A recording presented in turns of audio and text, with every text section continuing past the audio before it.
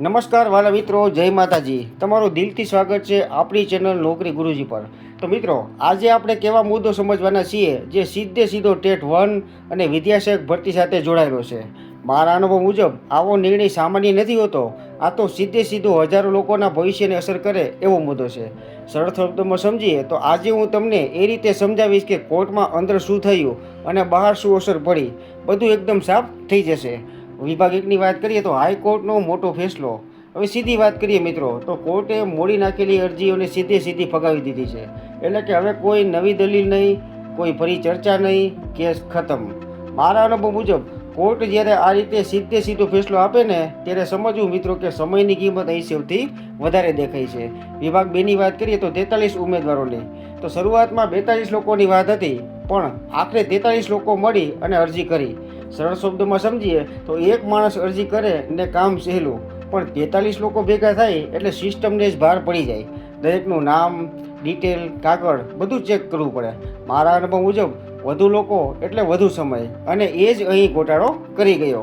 વિભાગ 3ની વાત કરીએ તો ફાઇલ નંબરનો ગોટાળો. તો મિત્રો, હવે મોટો સવાલ છે કે કેસ ઉડી કેમ ગયો?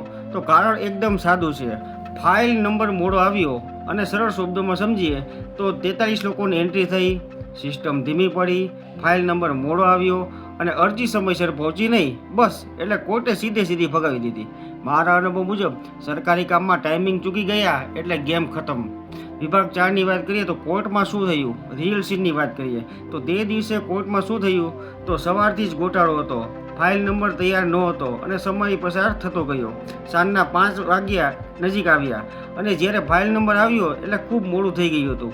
મારા અનુભવ મુજબ કોર્ટમાં 5 મિનિટનું મોડું પણ આખો કેસ છે એને પલટી નાખે છે. વિભાગ 5ની વાત કરીએ તો હવે ભરતી પરની અસર શું થવાની છે? તો મિત્રો, સૌથી કામની વાત છે તે સરળ શબ્દોમાં સમજો તો મોડી અરજી કરનાર બહાર અને સમયસર કરનાર સેફ. એટલે ભરતી હવે કોઈ અટકાવ વગર સીધી આગળ જવાની છે. મારા અનુભવ મુજબ જુઓ તો આ નિર્ણય ઘણા ઉમેદવારો માટે રાહતનો મોટો શ્વાસ છે. ફાઇનલ વાત કરીએ તો આખા મામલાનો સાર શું છે? તો કે ફક્ત સાચા હોવું પૂરતું નથી, સમયસર હોવું વધારે જરૂરી છે. મારા અનુભવ મુજબ સરકારી સિસ્ટમમાં સમય સૌથી મોટો ખેલાડી છે.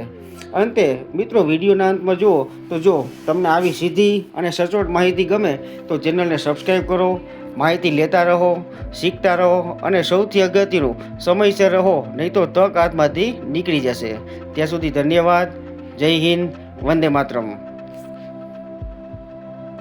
અને હા મિત્રો, આ વિડીયો સંપૂર્ણપણે માહિતીપ્રદ અને શિક્ષણાત્મક હેતુથી બનાવવામાં આવ્યો છે.